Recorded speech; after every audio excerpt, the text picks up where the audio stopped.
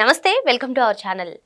ఆంధ్రప్రదేశ్ మాజీ ముఖ్యమంత్రి వైసీపీ అధినేత వైఎస్ జగన్మోహన్ రెడ్డి నిన్న వినాయక చవితి సందర్భంగా విఘ్నేశ్వరుడికి పూజలు చేశారు.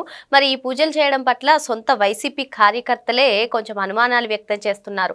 మరి సడన్ గా ఎందుకు ఈ పూజ చేశారు? లిక్కర్ స్కామ్ లో ఆయన అరెస్ట్ తప్పించుకోవాలి అని, లేదు అంటే అసలు వైసీపీ పార్టీ భవిష్యత్తే ప్రశ్నార్థకంగా మారుతున్న వేళ వైసీపీ పార్టీని బతికించమని కోరుకుంటున్నారా? ఇటువంటి ప్రశ్నలు అయితే ఉత్పన్నమవుతున్నాయి. మరి ఇదే అంశంపైన చర్చించడానికి మనతో పాటుగా ఉన్నారు సోషల్ యాక్టివిస్ట్ శ్రీలీల గారు. నమస్తే మేడం. నమస్తే అమ్మా. 2019 నుంచి 2024 వరకు కూడా ముఖ్యమంత్రిగా కానివ్వండి, అంతకు ముందు కానివ్వండి, ఒక్కసారి కూడా ఏ పూజలో కూడా పాల్గొనలేదు వైఎస్ జగన్మోహన్ రెడ్డి గారు. మరి సడన్ గా నిన్న వినాయక చవితి సందర్భంగా ఆయన తాడేపల్లి నివాసం దగ్గరే గణనాథుడు పూజలో పాల్గొనడం ఏంటి, ఏ విధంగా చూడాలంటారు? అంటే లిక్కర్ కేసులో ఏ విధంగా అయినా సరే ఆయన అరెస్ట్ అవుతారు, ఎప్పుడైనా సరే కొన్ని రోజులు టైం పట్టినా అరెస్ట్ మాత్రం తథ్యమని ఒక పక్క అంటున్నారు. మరో పక్క చూసుకున్నట్లయితే వైసీపీ భవిష్యత్తే ప్రశ్నార్థకంగా ఉందంటున్నారు. వీటినన్నిటినీ కూడా అధిగమించాలని కోరుకున్నారంటారా? సడన్ గా ఈ పూజ చేయడానికి రీజన్ ఏమై ఉంటుంది? జగన్మోహన్ రెడ్డి పూజ చేశాడు అంటే అసలు ఎలా చేశాడు ఏంటి మనం చూసాం. గతంలో కూడా తిరుమల తిరుపతి దేవస్థానం సెట్టింగ్లు వేయించుకున్నాడు ఇంట్లో.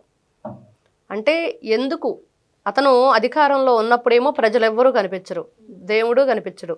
అంటే విఘ్నేశ్వరుడు మండపాలకు కూడా వాళ్ళు ఆంక్షలు పెట్టారు అధికారంలో ఉన్నప్పుడు. మరి అధికారంలో ఉన్నప్పుడు పరదాలు గట్టి తిరిగాడు, ప్రజలు కనిపించలేదు, దేవుడు కనిపించలేదు. ఇప్పుడేమో నా ప్రజలు అనుకుంటూ హిందూ సాంప్రదాయం ప్రకారం పూజలు చేస్తూ, అంటే ఇక్కడ హిందూ సాంప్రదాయం అంటే ఆయన సరైన సాంప్రదాయాన్ని కూడా పాటించలేదు. ఎక్కడ కూడా ఆ ప్యాంటు షర్ట్లు వేసుకొని అందరు కూర్చొని ఉన్నారు, సరిగ్గా కూడా విఘ్నేశ్వరుడికి సరైన పూజ నిర్వహించలేదు అనేది కూడా మనం వింటూ ఉన్నాం. అంటే ఇక్కడ జగన్మోహన్ రెడ్డి 4 గోడల మధ్య బైబుల్ చదువుతాను, నలుగురిలోకి వచ్చి హిందూ సాంప్రదాయం ప్రకారం బొట్టు పెట్టుకొని తిరుగుతాను, ఎవరిని మోసం చేయటానికి, ఎవరిని నమ్మించటానికి ఈ రోజున ఈ కథలన్నీ చెప్తున్నాడు. అతనే చెప్పాడు ఆయన నోటితోనే, నేను 4 గోడల మధ్య బైబుల్ చదువుతాను అని. మరి ఈ రోజున మరి మీరు చేసింది ఏంటి? బైబుల్ చదివే వాళ్ళు మరి ఆ వాళ్ళని మీరు ప్రలోభాలకు గురి చేసి క్రిస్టియానిటీని పెంపొందిస్తూ అన్ని మతస్థుల్ని తిరుమల తిరుపతి దేవస్థానంలో మరి ఉద్యోగస్తులుగా నియామకాలు చేసి, మరి అస్సలు భూమన కరుణాకర్ రెడ్డి వాళ్ళ వైవి సుబ్బారెడ్డి వాళ్ళు కూడా క్రిస్టియానిటీ తీసుకున్న వాళ్ళే. మరి వాళ్ళను కూడా అక్కడ చైర్మన్లుగా పెట్టి హిందూ సాంప్రదాయాలని భంగం కలిగించే విధంగా, హిందువుల యొక్క మనోభావాలను దెబ్బతీసే విధంగా వీళ్ళు ఎంత అగౌరవపరిచారు. ఈ రోజున ఈ నాటకాలు ఏంటి? ఈయన వంగోని కొబ్బరికాయ కొట్టడు, కూర్చొనే కొడతాడు. అదేంటో ఎక్కడైనా నుంచొని నిలబడి దేవునికి మొక్కి మనం, ఎందుకంటే అది గౌరవం, వంగోని కొబ్బరికాయ కొడతాం, కూర్చొని కొట్టడం ఏంటి? మరి ఈయన మాట్లాడతాడు నారా చంద్రబాబు నాయుడు గారి గురించి. నేను చూసాను నారా చంద్రబాబు నాయుడు గారు ఆ మండపాలు దర్శించుకోవటం అసలు ఎక్కడా లేని విధంగా ఫ్రీ విద్యుత్ అందరికి కూడా. ఎలక్ట్రిసిటీ డిపార్ట్మెంట్కి సంబంధించి మినిస్టర్ గొట్టిపాటి రవికుమార్ కూడా చెప్పారు, దాదాపు 30 కోట్ల రూపాయలు ఖర్చు అవుతుంది. రేపు రాబోయే రోజుల్లో దసరా పండుగ కూడా, దసరా నవరాత్రి ఉత్సవాలకు కూడా మండపాలకి ఉచితంగా విద్యుత్ ఇస్తామని. ఒక సమర్థవంతమైన నాయకుడు పరిపాలన చేస్తే ఎలా ఉండిద్ది? ఒక అసమర్థవంతమైన జగన్మోహన్ రెడ్డి లాంటి వాళ్ళు గతంలో పరిపాలన చేస్తే ఎలా ఉంది? వీళ్ళు ఇప్పటికి కూడా ఇంకా కూడా ఏదో చేస్తున్నాము, ఏదో చేయబోతున్నాము, ప్రజల మీద ప్రేమ ఉందని చూపించుకోవడం తప్పించి చాలా విచిత్రంగా ఉండిద్ది. జగన్మోహన్ రెడ్డి గారు అధికారంలో ఉన్నప్పుడు ఒకలా ప్రవర్తించడం, అధికారంలో లేనప్పుడు ఇంకోలా ప్రవర్తించడం. స్వయంగా షర్మిల గారే చెప్పారు కదా మేడం, ముఖ్యమంత్రి కాకముందు జగన్ అన్న వేరే, ముఖ్యమంత్రి అయిన తర్వాత జగన్మోహన్ రెడ్డి వేరే అని చెప్పి. నిజమే, అది మాత్రం తల్లిని చెల్లిని కూడా బయటికి గెట్టేంతగా అతను మరి మార్పు వచ్చింది. బాబాయిని చంపేశారు, 2019 ఎలక్షన్కి అడ్డం పెట్టుకున్నారు, 2024 ఎలక్షన్కి అసలు దాని గురించి ఎక్కడా కూడా మాట్లాడకూడదని చెప్పి కోర్టు నుంచి ఆదేశాలు తెప్పించుకోవడానికి ప్రయత్నాలు చేశారు. అసలు దాని గురించి మాట్లాడొద్దని కూడా మనం విన్నాం, ఎలక్షన్లో మాట్లాడకూడదని. అంటే వాళ్ళ ఇష్టం అనమాట, వాళ్ళకి ఎప్పుడు ఇష్టమైతే ఎలా ఉపయోగించుకోవాలో, పాచికలు ఎలా వేయాలో. ఇక్కడ జగన్మోహన్ రెడ్డి పాపాలు కడిగేసుకోవడానికి విఘ్నేశ్వరుని పెట్టాడు.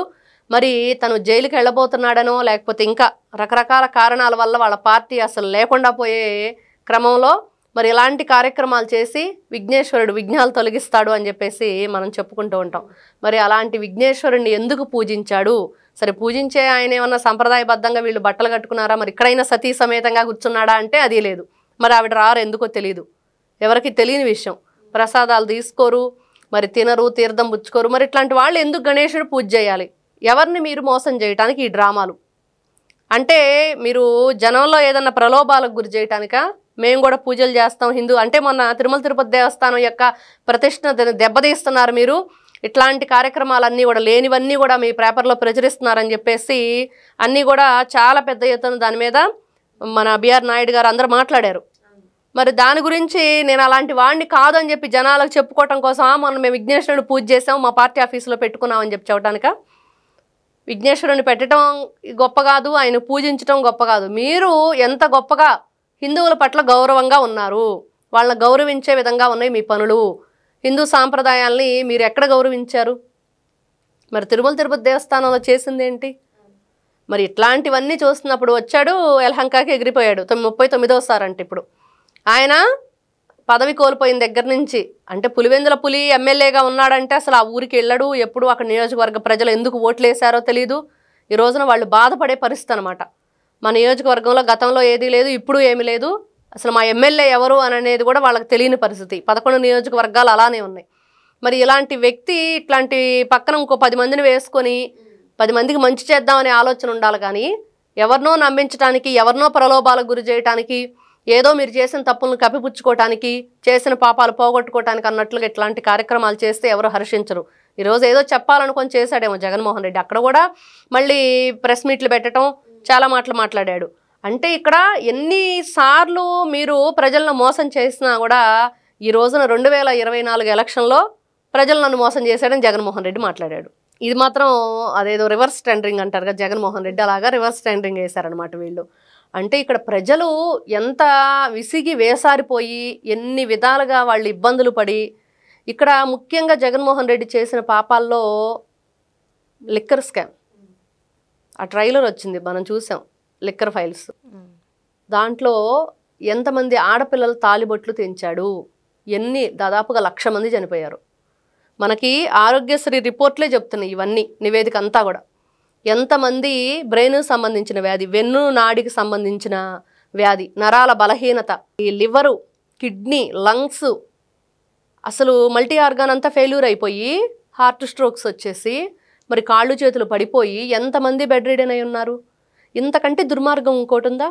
ఇంకా ఎన్ని కోట్లు అతను దోచేశాడు, ఎంతమంది దీంట్లో ఇన్వాల్వ్ అయి ఉన్నారనే దానికంటే ఎంతమంది ఈ రోజున ఇంటి యజమానిని కోల్పోయారు, ఎంతమంది ప్రజలు ఇతని వల్ల ఆరోగ్యాలు చెడిపోయి మంచానికే పరిమితం అయిపోయి, ఇంటి యజమాని లేకపోతే ఆ ఇంటి పరిస్థితి ఏంటి? మరి ఆ పాపం ఊరకనే ఉంటుందా? జగన్మోహన్ రెడ్డిని పట్టి కుడుపుతుంది ఇది. అందరూ కూడా ఈ రోజున కేవలం ఈ రోజున నిజంగా గతంలో మనం ఒక మూవీ చూసాం రాజధాని ఫైల్స్ అని, ఇప్పుడు లిక్కర్ ఫైల్స్. ఈ డాక్యుమెంటరీ చూస్తుంటే ఎంత వేదన వస్తుందంటే, వీళ్ళు డబ్బులు కొట్టేయటం సెకండరీ, ఎంతమంది దాంట్లో ఇన్వాల్వ్ అయ్యారనేది సెకండరీ, కానీ ఎంతమంది ఆడపిల్లలు వాళ్ళు మాట్లాడే మాటలు వింటుంటే కడుపు తరుక్కుపోతుంది. ఎంతమందికి కడుపు కోతను మిగిల్చాడు జగన్మోహన్ రెడ్డి. ఎంత పాపం మూట కట్టుకున్నారు. ఈ రోజున వైఎస్ఆర్సీపీ పార్టీ నాయకులు, కార్యకర్తలు, అతని తరపున మాట్లాడే గతంలో ఎమ్మెల్యేలుగా చేసిన వాళ్ళు, ఎంపీలుగా చేసిన వాళ్ళు, వీళ్ళందరూ కూడా ఒక్కసారి మీరు వెనక్కి తిరిగి ఆలోచించండి. ఆంధ్ర రాష్ట్రంలో మీరు చేసింది ఏంటి? ఎంతమంది ప్రాణాలను మీరు పట్టున పెట్టుకున్నారు, ఎంతమంది జీవితాలను మీరు ఈ విధంగా సర్వనాశనం చేసేశారు, రాష్ట్రాన్ని చేసేశారు, వాళ్ళ జీవితాలని చేసేశారు. మరి ఇంతకంటే ఘోరం ఇంకెక్కడైనా ఉంటుందా? డబ్బులు కొట్టేయండి, ఏ విధంగా కొట్టేశారో కనిపిస్తూ ఉంది. అంటే ఈ విధంగానా, ఇంత దారుణంగానా? ప్రాణాలతో ఆటలా మీరు విషాన్ని అమ్మేసి.